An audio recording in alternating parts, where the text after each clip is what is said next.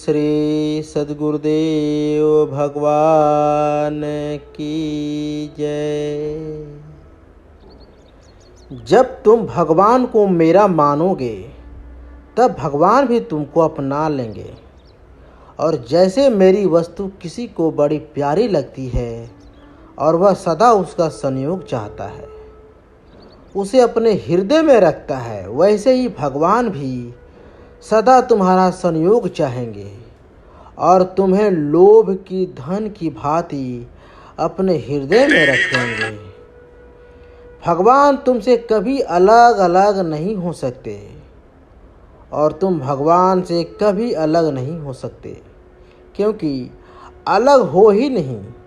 पर इसका अनुभव तुम्हें तभी हो सकता है जब तुम सर्वत्र भगवान को देखो और उसको भगवान में देखो। इंद्रियों को तथा मन को बस में करना तुम्हारे लिए कुछ भी बड़ी बात नहीं है। तुमने अपने मन को दुर्बल और इंद्रियों मन को प्रबल मान रखा है। तुम्हारी यह कल्पित कमजोरी ही तुम्हें संशकित रखती है। तुम यदि अपने आत्म स्वरूप का स्मरण करो तो देखोगे कि तुम्हारी अजेय शक्ति है। तुम्हारी शक्ति के सामने इन सभी की शक्ति तुच्छ और नगण्य है। इतना ही नहीं, इनमें जो शक्ति दिखती है वह तुम्हारी ही शक्ति के स्रोत से आती है। जिसके पास संतोष है उसको किसी भी वस्तु का अभाव कभी क्षुब्ध नहीं करता। वह संसार की दृष्टि में अकिंचन होते हुए भी परम शांति तथा सुख का अनुभव करता है। बड़े बड़े धनी, अधिकारी, शासक, नेता रोते हैं, पर वह संतोषी जीव निरंतर अपने निर्मल स्वाभाविक शांति में निवास करता हुआ सुखी रहता है। जिसके पास भगवान में विश्वास, भगवान में श्रद्धा और भगवत रूप में परम धन है, वही सच्चा धनी है। इसी धन से नित्य शांति, नित्य सुख और नित्य तृप्ति मिलती है। मनुष्य का मनुष्यत्व में इसी में है कि वह स्वयं भगवान को भजे और दूसरों को भजन में लगावे।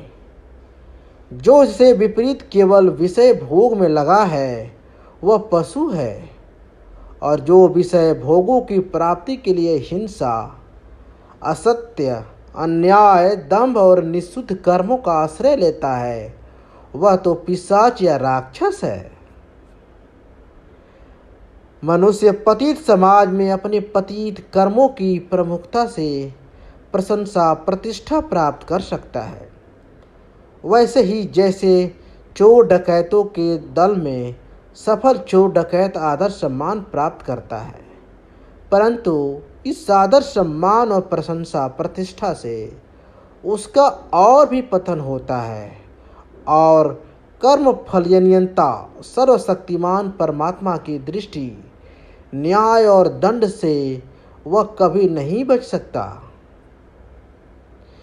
जिन्होंने अपने बुरे आचरणों तथा दुष्ट व्यवहार से मानवता पार कलंक लगा दिया है, जो अपने निषिद्ध कर्मों के द्वारा जगत के सामने नीच तथा पतित आदर्श की प्रतिष्ठा कर रहे हैं, वे कुछ समय के लिए इंद्रियों के गुलाम, चाटुकार, भ्रांत और भोगपरायण जन समूह पर धन और अधिकार की धाक जमाकर उनके द्वारा भले ही मिथ्या अभिनंदन तथा प्रतिष्ठा प्राप्त कर लें, परंतु उनको अपने दुष्कर्मों का भीषण परिणाम अवश्य भोगना पड़ेगा।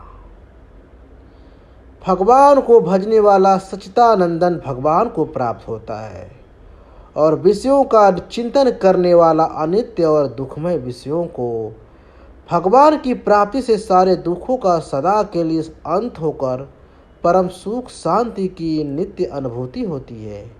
और विषयों की प्राप्ति से विषयों की अपूर्णता, अपरिवर्तनशीलता, क्षणभंगुरता एवं भोग, विषय की प्राप्ति से विषयों, अपूर्णता, परिवर्तनशील, क्षणभंगुरता एवं भोग, पराधीनता को लेकर नित्य नए नए दुखों की आगे बढ़ती रहती है, जो जन्म जन्मांतर की भीषण रूप से जलाती रहती है। तुम्हारे रोने चिल्लाने से प्रारब्ध का दुख भोग मिट नहीं जाएगा, और बड़ी भारी चाह तथा चिंता करने से भोग सुख मिल नहीं जाएगा।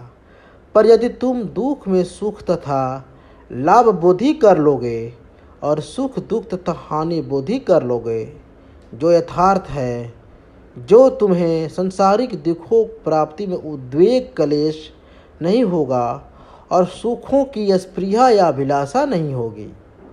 अपने आप आने पर तुम दोनों में ही निर्विकार और प्रसन्न रहोगे। हरिओम तत्सत।